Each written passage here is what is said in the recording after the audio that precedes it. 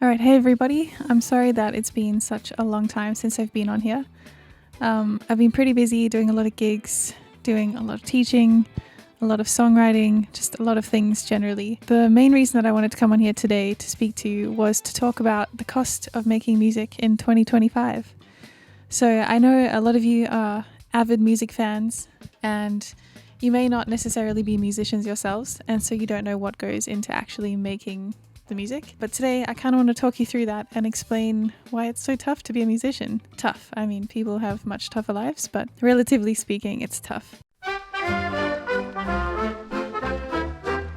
So one of the reasons it's taken me so long to actually release new music is because I've been looking for my sound. So I play a lot of gigs. I do tribute bands, I do cover gigs, I fill in for a lot of things. So I play a lot of different styles of music. And in doing that, I find I'm able now to fit in quite easily to a lot of different genres. But the problem with that is when you're trying to make your own sound as an artist, you can really end up all over the place. I don't know, yeah, so it's been a bit of a journey for me to try and work out what my sound actually is. I've just released a song in December called Not Just Anyone, and I think that's definitely more along the lines of my sound. And I've got a new one coming out on the 31st of January called Broken Hearted. Just don't leave it broken hearted.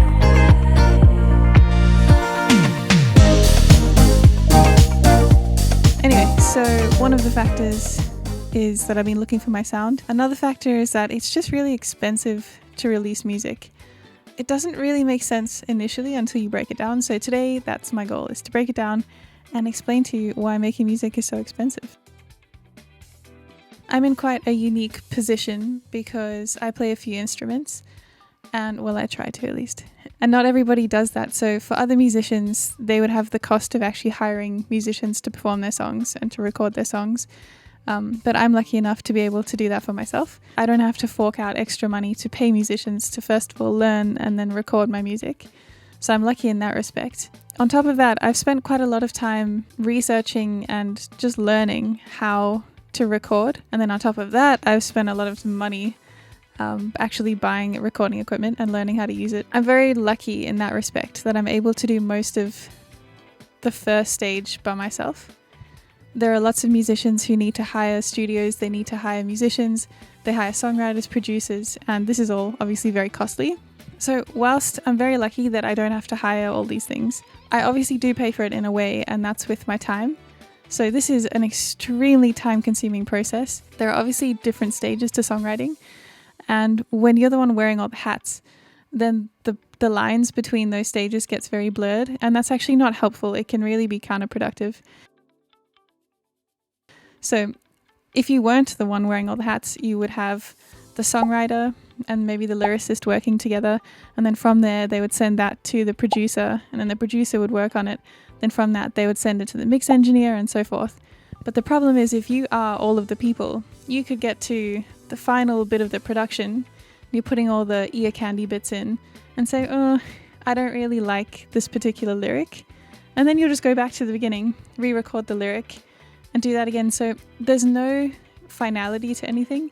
You end up just redoing things and going around in circles. But that's definitely a me problem. That's not necessarily applicable to everybody else. Let's say you've got the song written, you've performed it, you've recorded it, and then it's time for it to be mixed. Now, mixing is the process of making the song sound as good as possible objectively, not artistically at all, just making the bass sound correct and the treble, and in layman's terms. The problem with this is you need objectivity, or as close to that as possible.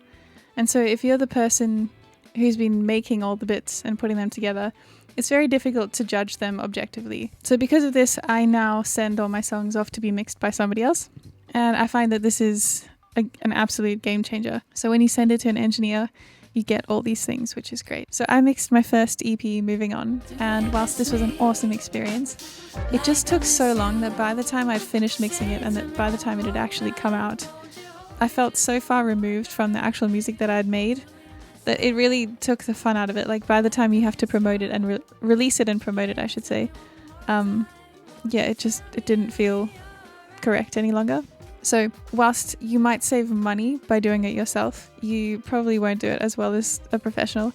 And secondly, it'll take so long that you'll kind of hate it in the end. So yeah, I wouldn't really recommend doing that unless you want to use it as a learning experience, which is what I did. All right, so let's break down the costs of actually releasing music in 2025.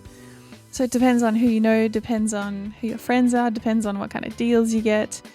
It also depends largely on what type of music you make. If you make orchestral music and need to hire 500 people to make your recording work, then obviously that'll be a different budget than if you are a solo indie artist. So to have one song mixed is $500, thereabouts. Then mastering on top of that is about another $100 to $150. Then you've got the album artwork or photography, and that can vary, but a photo shoot's typically between $250 and $400. Then you've got the distribution, which is actually making your song available to be heard on Spotify and Apple Music and all those streaming services. That's actually not expensive. That's somewhere between $20 and $50. And there are different companies you can use. Some have subscriptions, some have one-off payment situations, so you have to just do a bit of research on that one. So all in all, for me, it costs somewhere between $870 and $1,100 to release one song. Bearing in mind, this is without paying for even 1 second of studio time or without even getting one bit of feedback or involvement from another person. It's all just me, except for the mixing, obviously. So let's say you had to hire some musicians, you needed a producer, maybe even needed a songwriter. Let's talk about the costs for that. So a producer will cost anywhere between $500 to $1,500 per song.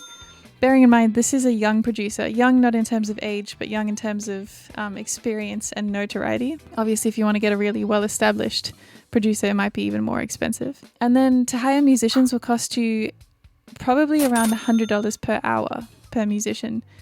So that's not talking about the arrangements or anything like that. So if you wanted to get a string quartet, I mean, it's $400 an hour. And you probably need about that to record a 3-minute song, let's say. So very quickly you can see that the budget would skyrocket to over $2,000 pretty quickly. And that's with nothing over the top at all. That's just a normal song, you know? Hello everyone, editing Gina here. So I've just realized that I didn't account for any studio time at all. So if you're someone who doesn't have all this equipment at home, you would obviously need to hire a studio. I've just done some research, and on average that comes in at $500 per day.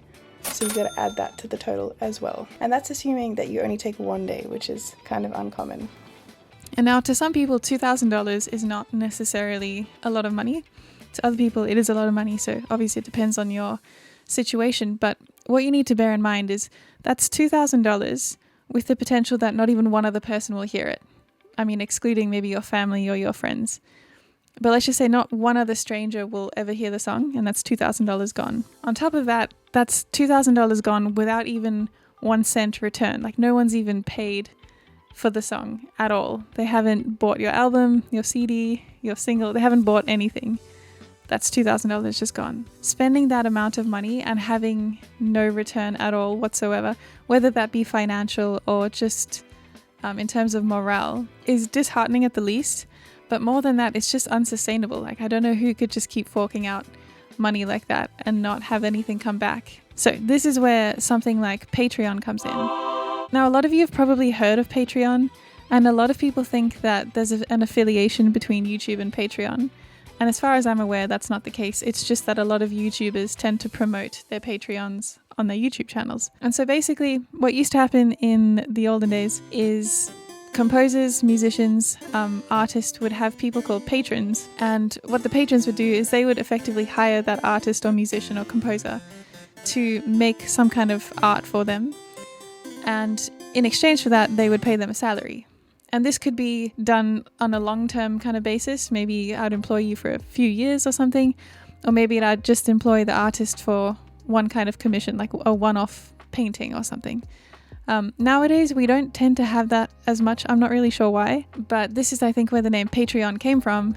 It's referring to having patrons of your work. So yeah, the way that it works is you pay a monthly subscription, kind of like how you pay for Netflix or Spotify. So yeah, the benefit of that is the monthly subscription would help me to make my music more consistently because I'm not having to do other things to make money, and hopefully by default I would make it better, because by making more of it more consistently, the law of average would suggest that I would hopefully get better.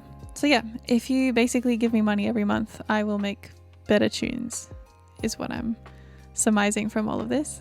I'm also aware that not everybody is necessarily in a financial position to be able to support me or my work. So if you would still like to support my work but don't have any money to do that, there are other ways you can do it. So the first one is you can sign up to my mailing list, and that's completely free. All it does is allows me to send you an email when I make something new. So if I release a new song, then I'll send you an email and let you know about it. I won't just spam you with random things. The second way that you can support me without it being financial is you can just share my stuff online. So if you like my song, then share it with your friends. If you like my video, then give it a like or comment down below, because all of that stuff helps the algorithms to suggest it to other people. Obviously, the bigger the audience that I'm able to garner, the more widespread my art becomes, which means that I'm able to make more art because it's showing success, if that makes sense. It's very difficult to pour yourself into something that's not necessarily giving anything back, but if there are people out there who are like, no, we like the stuff that you make, then it's much easier for me to continue to make that, if that makes sense. So yes, thank you so much to all of you who've supported my work. Some of you have been there from day one, which is awesome. And I think there are over 7,000 of you guys now, which is amazing to me.